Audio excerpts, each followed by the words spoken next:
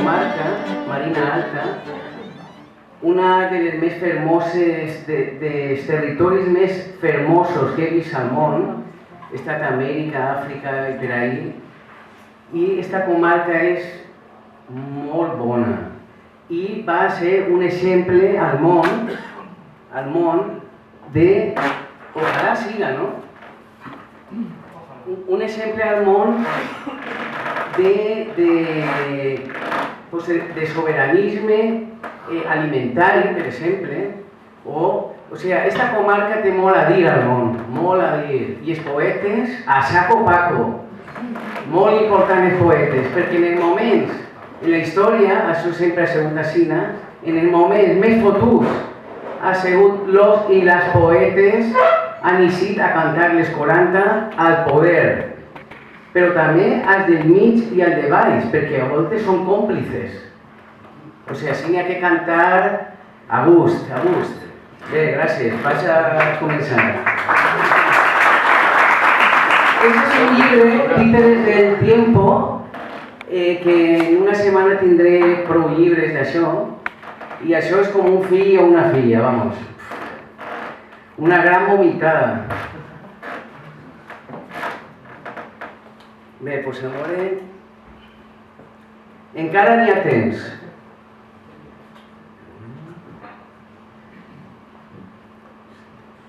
Vale. Posa les ulleres, És que jo soc el més lent, Vinga. Hòstia, quina llum. Perquè encara n'hi ha temps. Ja que aquesta plaça és lliure, cantaré una cançó, com abans eren les places. Podrien cantar sobre democràcies artificials, sobre memòries perdudes, sobre aquesta impúdica impunitat, perquè encara n'hi ha temps de trencar aquesta amargura, de contar els contes com eren, de girar la taula de pòquer, perquè encara hi ha temps de moure el cul.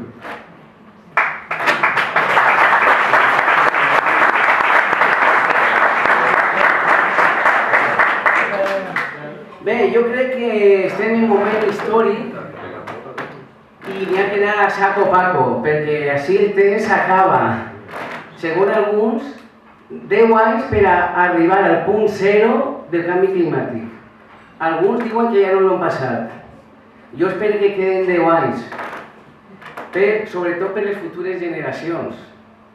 Així, com diuen els indígenes, que he estat amb ells, m'encanta anar a Amèrica, amb ells, n'hi ha un d'ells en el documental Ayahuasca que diu: així n'hi ha dos camins, o el camí de la llum o el camí del ego, del dolor i del sofriment i de la dualitat.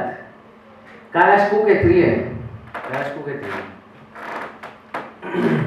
O sigui, no n'hi ha mitges tintes, ja que això s'acaba, Vamos. Eres espejo. Bueno, això me sap mal en castellà, però bueno. El llibre en castellà és un parto, el pròxim eixirà en valencià, i això és la vida, és un procés. Vale, eres espejo. Tú eres espejo, perdón, aún está la pianista.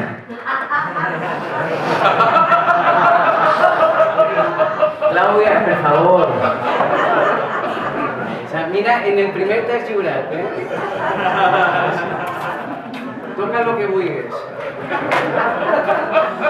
Lo que l'has tocat a Josep m'ha encantat.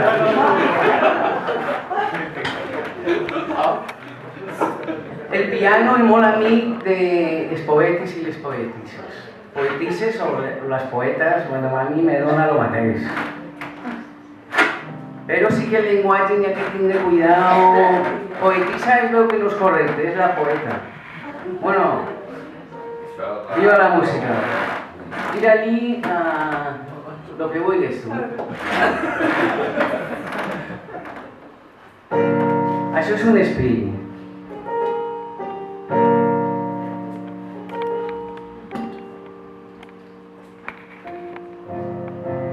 eres espejo, circunstancias.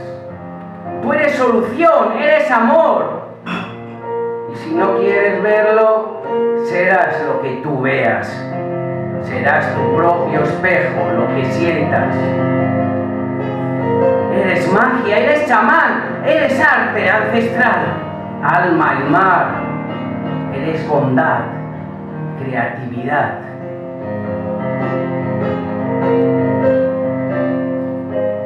Eres semilla, célula astronómica, fruto conexión, semilla del amor, célula fuente, conciencia, sentimiento y acción, milagro al instante, interactuando con células madre.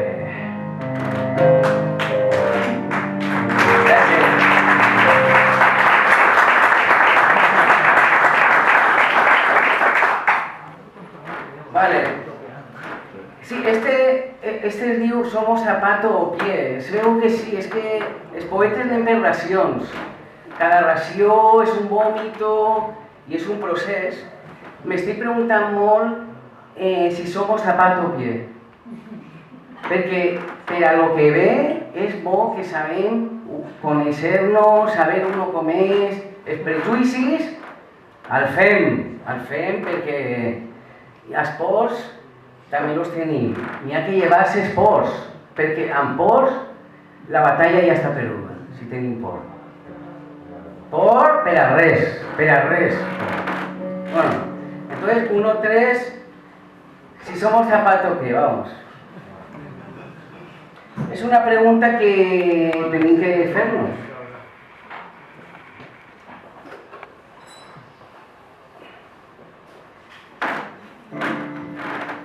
Toca lo que vulguis, Claudia.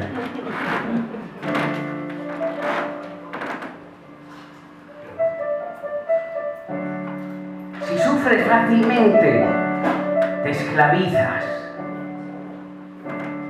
Disfruta del gozo, perdónate a ti mismo, date algunas concesiones. Recupera el respeto propio y ten cuidado. Es fácil ser cobarde. No olvides que tus propios ojos te remiran cada mañana en el espejo. No temas llegar al extremo de tu felicidad. Escucha el silencio y a los otros y pregúntate si somos zapato o pie.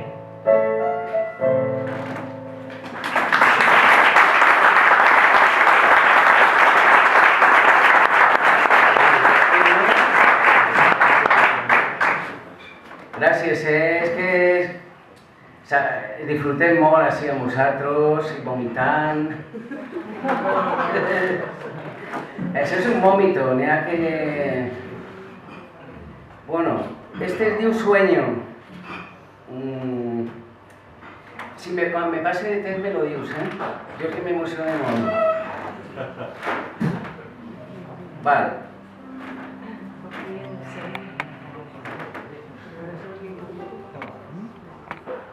Pues sí, això de la lluita, a alguns nos ve des de xicotets perquè sentim el dolor ajeno. Ja lo sentia en Àfrica, jo sí. O sea, des de xicotet, i el tema indígena i tal, us puc dir, n'hi ha que sentir el dolor ajeno, perquè l'individualisme a saco és enfermetat.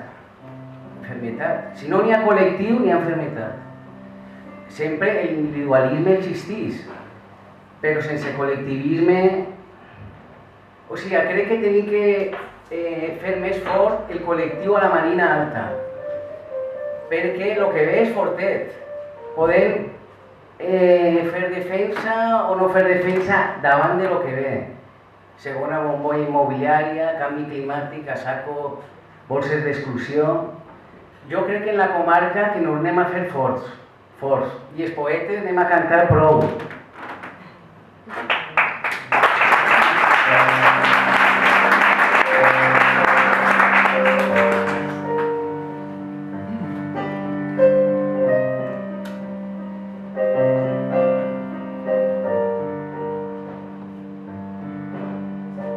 Sueño que un día la pobreza no existirá. Sueño que ni un árbol más se talará. Sueño que ningún niño ni ser humano de hambre morirá. Sueño en un mundo que cante a la solidaridad. Sueño un baile conjunto de la humanidad. Sueño el reencuentro del niño que perdimos. Sueño con una voz universal. Sueño con un amor que aplaste al egoísmo. Sueño que el sueño se haga realidad. Sueño que los miedos se deshagan. Sueño que todos seamos hermanas. Sueño que la libertad se haga visible. Sueño, sueño, que este sueño se haga espejo y realidad.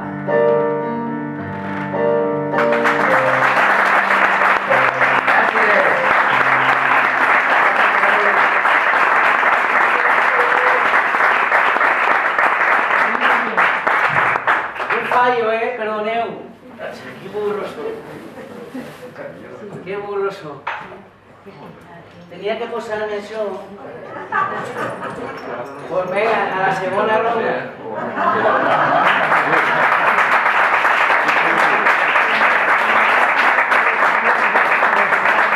Els errors també són bonitos i aprenem d'ells. M'adormirien els meus llavis pregant la teua pell salada, amb la sentor del mar llunyà en cada carícia de ta mirada, amb la dolçor de les ones gràcils del teu cos despullat entre sedes, em despertaria cada instant lleuger per deixar de somniar i veure. I un cop el misteri dels teus ulls ardents hagués penetrat els batecs endormiscats d'un present assolat i erm, pot ser aleshores decidida, per fi, navegar. Filferrades de passió. Filferrades de passió encerclen vides llunyanes, descartant-ne la fugida com a darrera opció. Tremola el que viure diari amb l'incert alliberament d'una presó gairebé vella o morir sense esmanyorar-hi. Excepcionalment enlluerna la claror dels cossos consumits riguent en el mirar que la llibertat no era sols fugir de la foscor. Què en saps tu? Allí escolti! No patir, que si no ja t'has fet l'ofi. Què en saps tu? Què en saps tu de la soledat? De la meva soledat? D'una soledat inabastable que surt de les fondàries de l'ànima i no troba consol enlloc, omplint-me per dintre, rosegant sense pausa les vols de somriure que cada dia assaja, sabent-lo fútil. Què en saps tu de la soledat? De la meva soledat? D'una soledat d'anys tan llargs com el camí que malbarate, a cada passa és mà perduda. D'una soledat que tremola de goig en saber-se etern en mi. Què en saps tu de la soledat? De la meva soledat?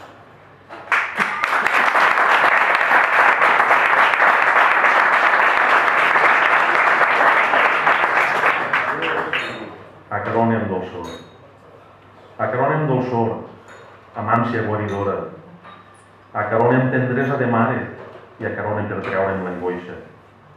Passe amb timidesa la meua llengua pels teus peus cansats, adolorits, provant de no estorbar-los en el seu descans ben guanyat. Com m'agrada llepar-los i sentir la unitat que hi deixa entre els teus dits tan gustosos per mi. No faria altra cosa que descansar els meus llavis als teus peus, agraït per sempre, per tot el camí fet junts.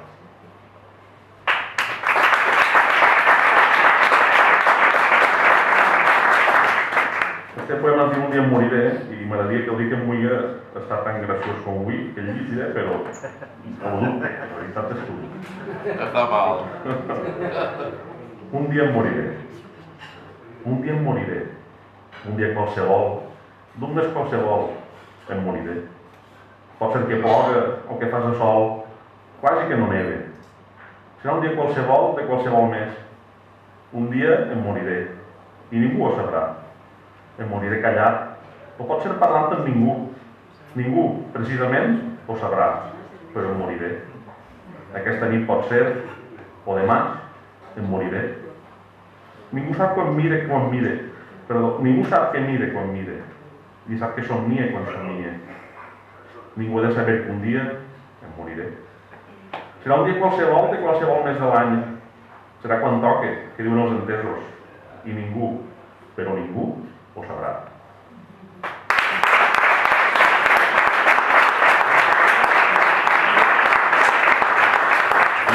Ara, per acabar, cridaré a Majo, que deu estar perill, no tinc ulleres de llum, com està ahí.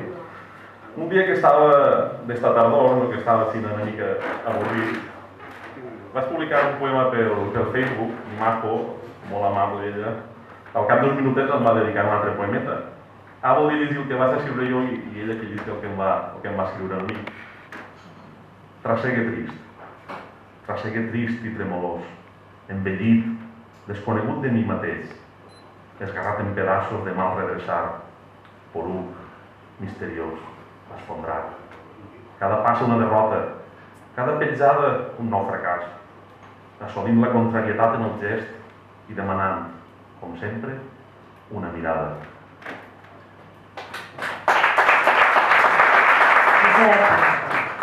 Una mirada serena que et deixa veure a cada petjada un pas donat, clamant consciència. Una mirada d'encís que sols et deixa anar endavant amb un gran somriure.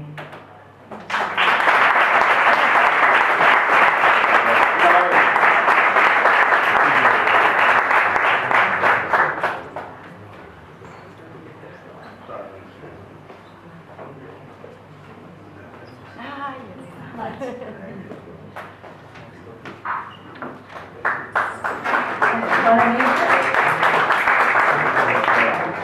Soc Elvira Cambrils, soc de Pego. Jo soc narradora, no soc poeta, però m'he escolat en aquesta festa i amb molt de gust. Fa alguns anys que em vaig enamorar de la paraula escrita, fa 12 o 13 anys, i des d'aleshores, cada Nadal, en el dia del naixement de la meva filla, li regale un nou naixement. Avui, amb el seu permís, he vingut a compartir amb vosaltres el naixement que li vaig imaginar fa uns anys. El relat parla sobretot de l'atzar que acompanya les nostres vides. Les circumstàncies que acompanyen el naixement, el lloc on naixem, l'època que naixem, tot això va a marcar per no determinar la nostra vida. I es diu tant a l'atzar, és tan aliè a la nostra voluntat que les vides fluctuen per ell. També parla de les barbaritats que som capaços de cometre una espècie com la nostra. Capaç de fer grans coses, però capaç de fer els horrors més grans. Es titula Leila. Quan vaig anar a Teheran per primera vegada a l'agost de 1979, el país bullia d'eufòria pel triomf de la revolució, encapçalada per un imant que havia fet fora el Shah. Feia un any que Abbas, el meu intèrpret, havia eixit de la presó on havia anat a parar per la seva oposició a la monarquia. Tenia 27 anys i provenia de la zona rural del nord d'Iran. Em va dir que havia ingressat en el Partit Comunista Tudeh quan tenia 18 anys, després de llegir La mare de Gorky, que li havia recordat la seva pròpia mare, i que en el partit havia conegut una altra dona, Coratge, de qui s'havia enamorat. En eixir de la presó s'havia instal·lat a la capital amb Marjan, la seva dona. Va insistir a dormir a casa seva perquè pogueren parlar amb més llibertat. Abbas no les tenia totes, Desconfiava de la voluntat d'un clergue per convertir l'Iran en un país democràtic. Allà vaig conèixer Marjan, embarassada de 5 mesos. Vivien en un pis de 2 habitacions, però pensaven mudar-se a un apartament més gran quan nasquera la criatura. Ella pertanyia a una família benestant que li havia donat una formació universitària. Era professora de matemàtiques. Abans no havia anat a la universitat, però era intel·ligent i havia après anglès gràcies als companys de cel·la, demòcrates de formació occidental que havien estudiat en universitats estrangeres. Ambdós creien que la revolució necessitava gent com ells, disposat a treballar per mantenir vius els ideals d'igualtat i justícia social. I malgrat la deriva fonamentalista, vivien el present amb esperança.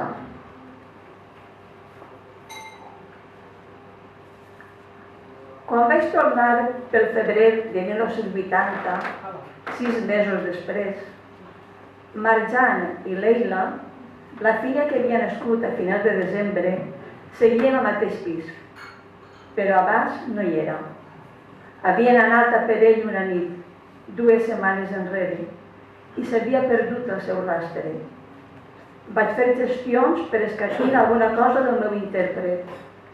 Quan a la fi vaig poder arribar fins a l'Ayatollah Khalkhali, que en aquell moment tenia molt de poder, em vaig assabentar que Abbas estava en presó de nou. Aquesta vegada a Evin, la presó de Teheran, per on passaven centenars d'iranians acusats de contrarrevolucionaris. Marjan em va dir que els presos d'Evin no rebien visites, que es parlava de tortures bàrbares, pitjors que les de l'època del Shah, i que temia per la vida d'Abbas. Li vaig prometre que parlaria de nou amb l'Ayatollah Khalkhali i que faria tot el possible perquè l'alliberaren. La informació, però, que em va donar el famós jutge Botxí va ser molt diferent a la que esperava. Abbas havia eixit de Vin en un dels camions que conduïen els cossos dels executats a una fossa comuna. El bé de la revolució islamista estava per damunt de tot. No vaig tindre valor per a comunicar-ho a Marjan.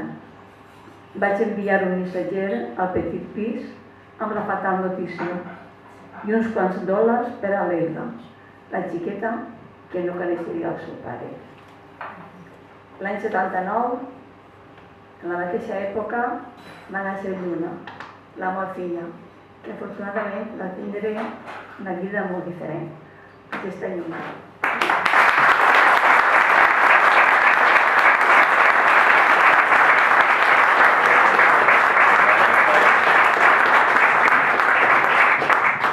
Jo soc Lluna Pons, Cambrils, de Pego, i per sort vaig néixer a Pego i no a Teheran. I començaré amb el poema titulat Autorretrat. Ma mare, que em coneix com si m'hagués parit, diu que és fàcil estimar-me. No, en canvi, torcer el meu desig, tossut i de vegades maldestre. El següent poema es titula Novensana. L'atzar ha volgut que inicie la meva vida de dona al carrer on vaig ser també xiqueta. Cada dia passe per davant de la casa que va ser de ma abuela.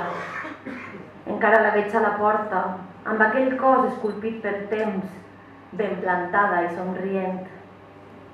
Feia anys que s'amagava de les càmeres, però als meus ulls mai va ser tan bella com quan jo temia la seva pèrdua.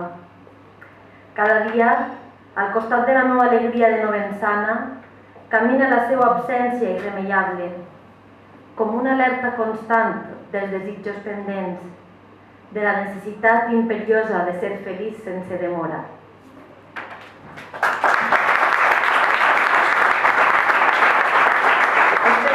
Este poema és un viatge a una platja, bueno, per Girona i a una platja a Palamós. titula La badia. Aquesta badia d'arena blanca i aigües fredes et sobreviurà. A tu, als teus desitjos, a les teues quimeres. Ella ja hi era, contemplant de fit a fit la mar des de l'ampit de la finestra. Com aquella dona que, reclosa a casa, només viu en els passos dels vianants anònims. Però des d'aquest capvespre d'un setembre amable, sents que l'indret existeix mentre tu el mires, que desapareixerà en tombar la giragonsa del camí que et porta al turó dels Ibers. La passió ferèstiga que et desperta a la platja verge exigeix fidelitat. El següent poema parla El següent poema es titula Afonia i parla de l'especulació urbanística i la pèrdua de l'entorn que tant ens defineix, no? I ens acompanya. Afonia. La muntanya que estimares ja no és aquell suau consol a la tristesa, aquella serenitat d'argelaga i farigola, on la jove que eres se sentia en pau amb l'avenir. La dolça llum del vespre no encén fanalets sobre la calcària polida, ni li descobreix l'amabilitat de la vida que creix al seu recer.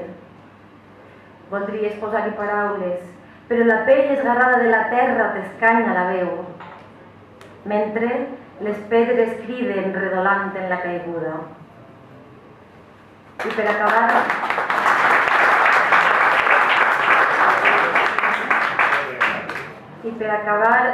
un poema que parla de la creació poètica o literària. Ni sóc una lletra ferida ni moriré per amor. M'il·lusiona la vida en la seua senzillesa. M'encisen les paraules que dansarines fan un vers i els versos enjogassats que basteixen un poema i el poema que em fa de tornaveu de perquès i perquè sís. M'estime els papers escampats sota el flexo perquè són un mirall dels dies que passen. Amb ells recupere l'instant i a la seva vora floreixen els besos. Gràcies.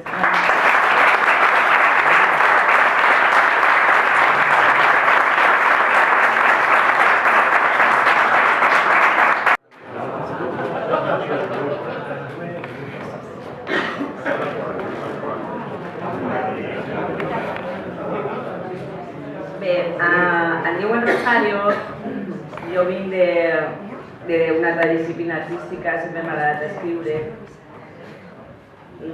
És la meva primera volta que llisc algo meu així en públic, compartint-ho amb persones, gent i aquestes coses. I, en fi, me van dir una amiga de vindre així, no sé molt bé a què venia, però m'agraden els reptes i així estic. Molt bé.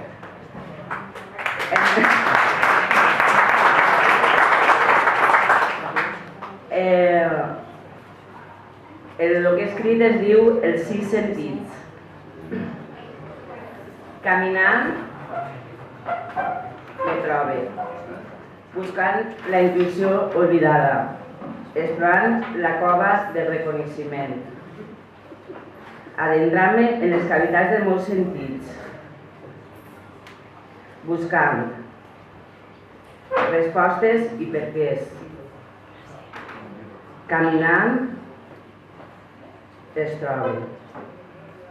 Com a metàfora, se me representa tot el meu, palpant olors, sabors i colors, intuint la meva realitat pura, natural i salvatge, realitat buscada, i caminant la trobe. Olors que me porten a un camí en color i altres voltes en blanc i negre, sabors amargs i també dolços, paraules escrites, sentides o parlades. Caminant me trobe, en llàgrimes o sense, mirant-me als ulls amb un somriure o des de la por. Realitat plena d'ànsies i de dimonis. Passejar cap a dins i cap avant. El meu foc i no el dels altres. Caverna de sensacions infinites, univers d'intuïcions que com a senyals m'arriben i caminant me trobe. Perquè ix del pou de la satisfacció, perquè comença a respirar i fluir enmig del silenci, perquè trac culpes de realitat inculcades. I tot és perquè me bec, me sent i m'olore. Oberta en canal, passejant per la mar i caminant me trobe.